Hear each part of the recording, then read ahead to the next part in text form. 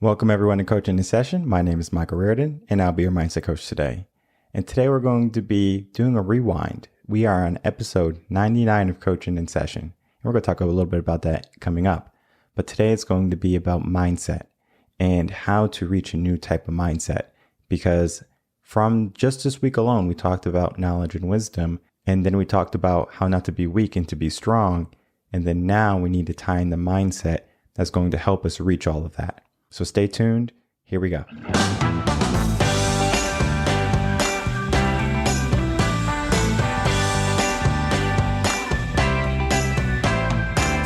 Don't know if I was aware a piece was missing. Better late than never for you and me. Welcome back, everyone. Episode 99. And on Monday, we're going to be on episode 100. And let me tell you a little bit about just the podcast. When I had started YouTube and when I had started to do the podcast, it was just something I was going to do sporadically. And I started probably in March, the Motivation and Motion Season 1.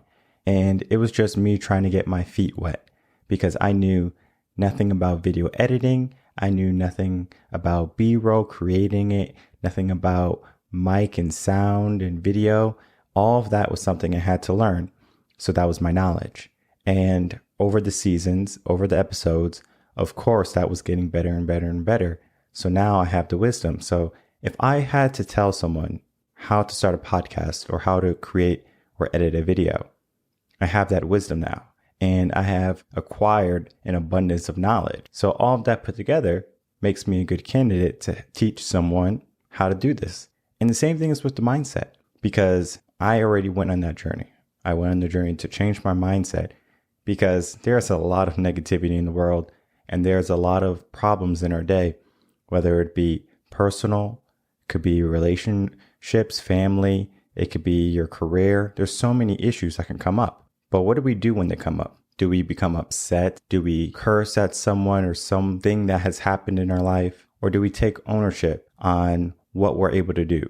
Because many people see the problem, but then they don't look for the solution.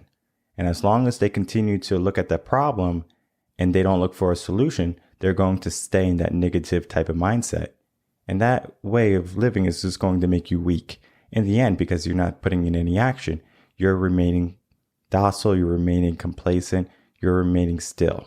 And we need to be more purposeful in our days, and we need to be more aligned with who we were always meant to be, right? Because we do have a purpose. You're not just walking around on earth for no reason. You have a purpose. You have to have a purpose. Otherwise, you're just going to be unfulfilled. You're just some zombie if not.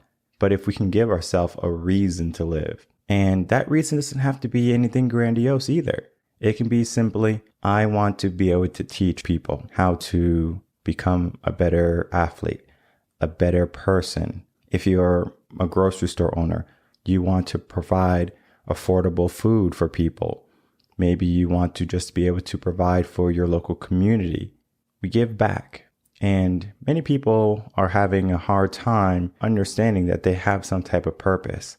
Many people just find something that they like, or they find something they're good at and they roll with it. And there's nothing wrong with doing some remedial tasks and then having your hobby or your purpose on the side. Because you can have a full-time job being a garbage man, and then you can go to Ladles of Love and then provide food for the less fortunate. Now, just because you did something, just because you have a career that's not in line with your purpose or your passion, doesn't necessarily mean you're living life wrong. Because we can live life so many different ways. And there's no right way for someone to go live. Some people might want to go out and explore the world and then start their purpose. That's fine. When I was done with college, I actually wanted to go travel. I wanted to travel the world. I wanted to go to Europe, and duty called. I got a call from the director of the district and they needed a teacher. Lucky me, right? I got a job. But at the same time, my plan to go travel kind of was put on hiatus. And though I did some traveling in my college days, it wasn't like me going to Europe or going to New Zealand for 2 months and exploring the region and the people. Eventually, I'm going to do it. But when, right? Now we're on a when basis.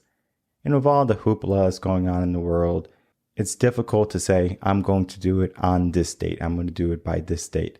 So we, in a sense, are going to be placing a contingency when the world is better, I'm going to go on vacation.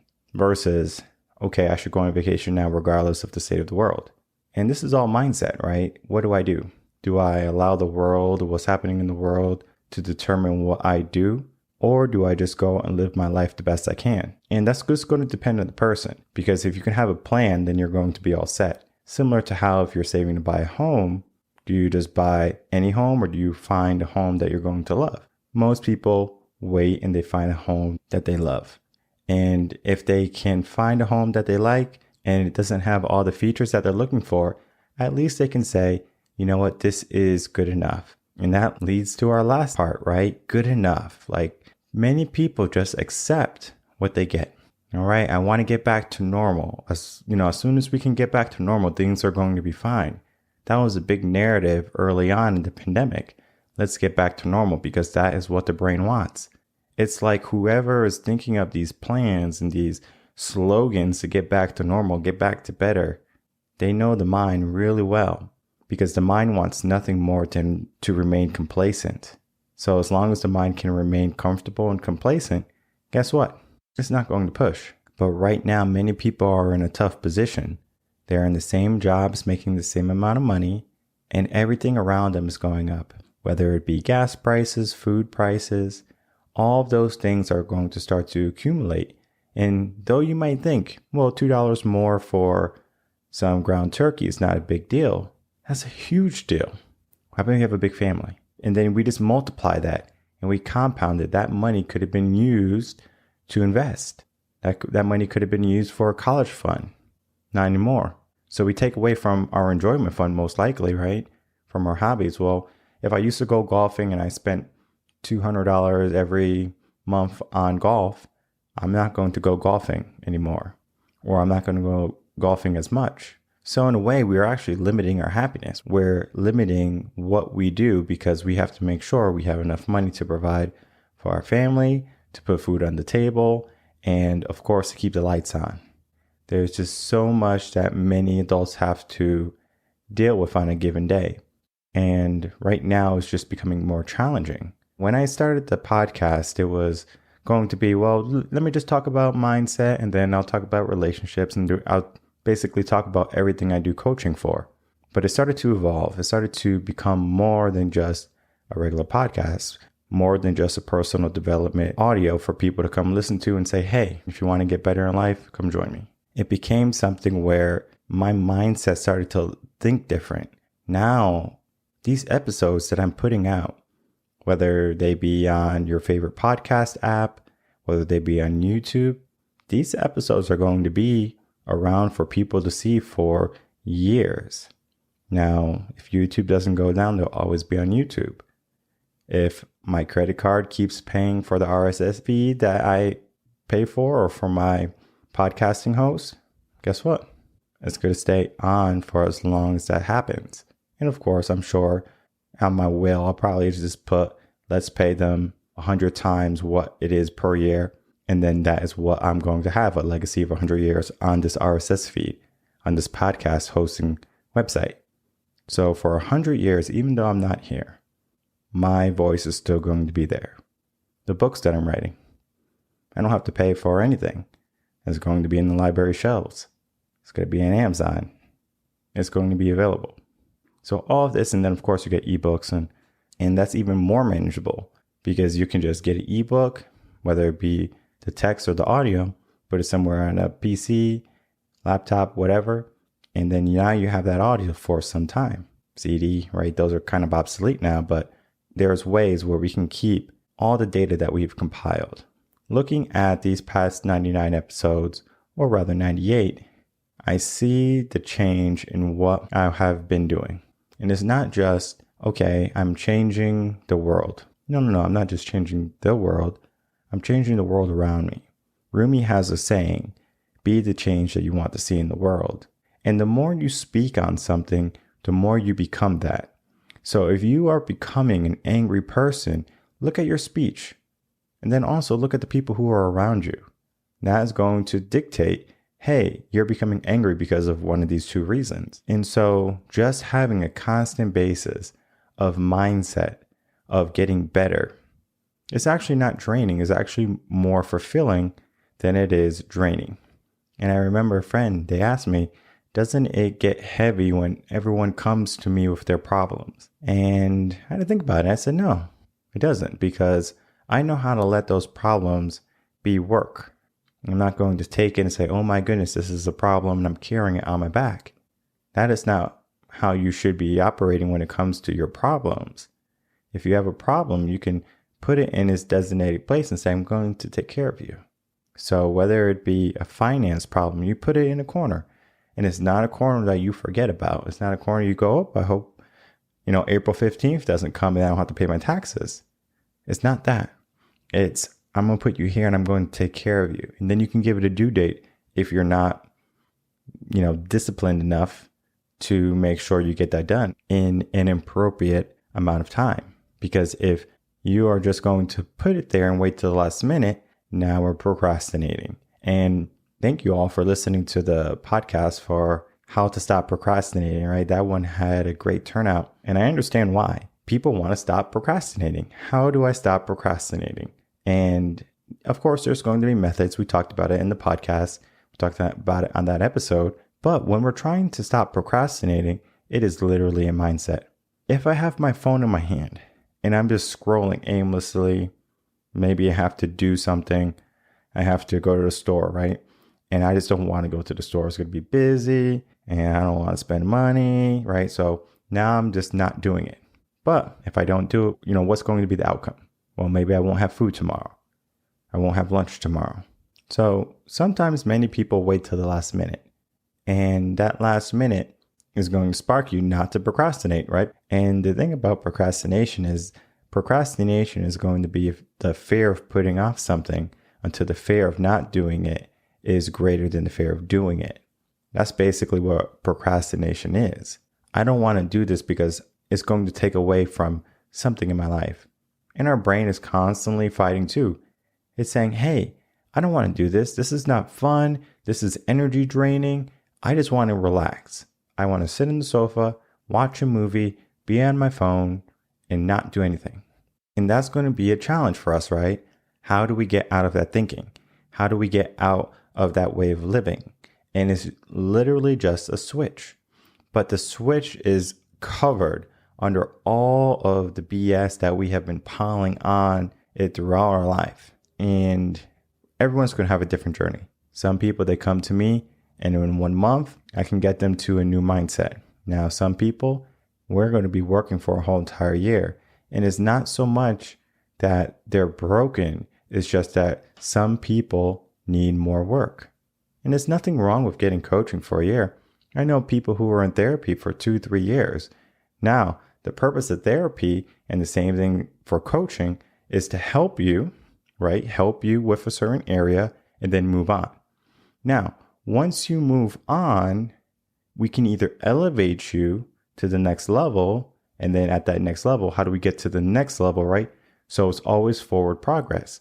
Therapy, we're just trying to look at a trauma and then heal that trauma. And of course, it's going to take time, right? Different amounts of time for different types of trauma. And you might have trauma come in, come out, come in, come out. And before you know it, you're going to be in that therapy for quite some time. But you do have to graduate from therapy. But when we graduate, we have to make sure our mindset is also in line. And I know many people who go see a therapist and they see a life coach because they do something different. Now, can a life coach be a therapist? Of course. But at the same time, a life coach has a different job description, and that's to help you become better in some area, whether it be your career, your relationships, anything, right? Whatever you define that you need help in or further advancement in, that is the coach you get. And for me, though what I do touches on the basis of many things, I have experience in all of those different types of coaching. So I'm working on the mindset. So when someone comes to me and they're looking for help in their career, we look at the mindset. We look at where they are now and where they want to be. And then we figure out the roadblocks. Career is going to be one of the easier things for me to help someone. 2 or 3 months, I can probably get you in a different career. I have helped people in 1 month increase their income by $10,000. That's not by accident. It's because we know what to do. There is a pattern. If you go to the gym religiously, you're going to get in shape. It's not by accident. Now, of course, if you go to the gym, you fit on your phone, talk to people, and you don't work out, all right, then we really can't say, well, I went to the gym every single day, but I didn't see any results. That's going to be a personal problem, because for results to happen, we need to have some type of direct action. And again, whether it be career, relationship, finance, we look at everything. And whatever the area is, that's what we start working in. But guess what happens most of the time? Life comes in and gets in the way. Life is so busy, and many people just allow life to happen. And so now, I'm busy with work and I can't do this or I can't do that. And before they know it, their time is just ticking, wasting away. And we're not trying to say that, okay, well, you're not that busy. You should be able to accomplish something in your life. We understand that everyone has their own routines, right? Their own schedule. My schedule is busy most of the time. Sometimes I'm trying to figure out, how can I relax? How can I take a break? When can I get a breath? And though it's challenging, right, to be able to juggle that type of stress and all the things happening, there is a way to do it. Reaching that type of new mindset is going to first require you to tear everything down. Typically, when you do a home redesign and you're doing basically a remodel, you're going to take down a lot of things, whether it be a wall. You're going to take out everything from the home, of course, so the construction crew can come in. You might do any repairs that need to be done, painting, etc. But we have to understand something. During that time when we are in the remodeling phase, everything is not in the right place. Everything is disorganized and it's chaotic. And that's how it feels in the beginning. When we're changing our mindset and when we're pushing past our comfort zone and going into that fear zone, now guess what's going to happen? Our brain is going to say, we don't really like this. We're not happy with it. But can we remain hopeful? Can we remain vigilant to the goal and to the bigger purpose? The end piece, the end picture. If you can, then we can get past that fear zone and then move on to the growth zone. Sometimes people get to the fear zone and they say, getting, too much. I don't want to be here. Similar to how if you're walking out into the ocean and before you know it, you can't stand anymore and you're not really a good swimmer. What do? Do you keep on pushing out into the ocean, or do you say the water's getting too deep, I need to turn back? That's basically your comfort zone. When the water gets too high and you have to start swimming, that swimming is an action. And if you know how to float, okay, cool. But then at the same time, when you float, that ocean is going to take you wherever it wants, right? You might get lucky, right? You might get pushed out to where you want to be. But at the same time, you might get pushed back all the way to the coast. So it's going to require a certain amount of action from our part to get to a new mindset. And then we have to have the hope that we can accomplish whatever it is. How long does that take, right? Because that's like the $1 million question. How long will this take? And it's different again for everyone. Some people, it can take a month. Some people, it can take a year. Some people are going to be in coaching for quite some time. It just depends on their mindset, because there's going to be a constant voice in your head that's just whispering to you and saying, hey, you can't do this. That's limiting beliefs, right? That's your lesser version of yourself talking. And the more you pay attention to them, the longer we're going to remain in that kind of limbo area where are we pushing or are we staying where we are? And I encourage people to keep pushing, right? So they're not just simply staying exactly where they are, right? Let's make some type of progress. Let's have some type of small victory. When we start to do that, we start to see, okay, well, I was able to do this in my life. I was able to accomplish this and that. And now we're starting to get to a different mindset. I'm winning every single day in some area of my life. And it might not be some huge victory where everyone's around you celebrating. It could be a small victory with you alone in your room or in your home, and just realizing today was a good day. Today I did everything I was supposed to. Today I gave more than I did yesterday. And tomorrow I'm going to do the same thing, but better, but more. Every day we push. Every day we have a goal to be that person that we're aiming to be. Now, let's get to the advanced part. That person that you're aiming to be, you should never be able to reach them. Never. Because the moment you reach them, where does the purpose go? Where does the motivation go? Where does the desire for more in life go? Most of the time, it vanishes.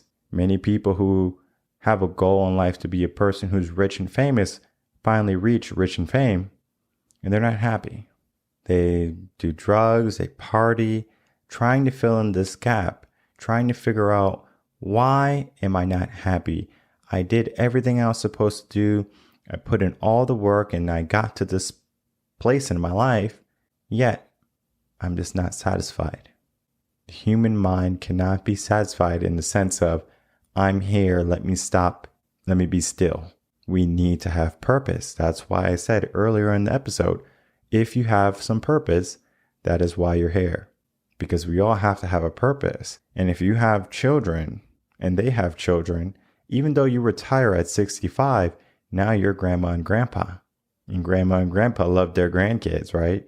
So that is their new purpose.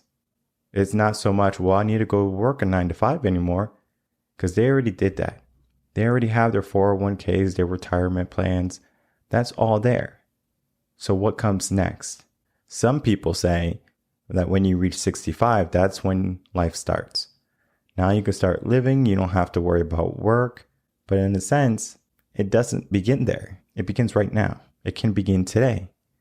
What type of mindset do you have that's stopping you from realizing life starts right now?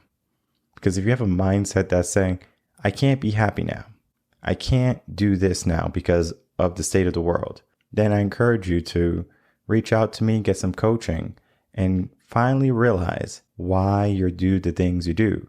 Because if you're doing the things you do and they're not giving you the things that you want in the end, maybe we're not doing the things that we ought to be.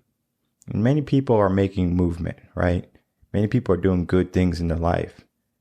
But just because you're doing a movement, it doesn't necessarily mean you're moving in the right direction. So if you need some direction, if you need some help, if you need a new mindset, head over to revenconcepts.com and we can get you the coaching that you need. Next week is going to be episode 100. We're going to be rewinding again on mindset, because mindset is what this podcast is about. Mindset is what started it all for me. And then just understanding that is going to be the key to open up all the locked doors for some reason been locked in your life, right? And we have two options. We can find the key or we can purchase a sledgehammer. I like the sledgehammer option more. I will see everyone next week for episode 100 of Coaching in Session. Until then, take care.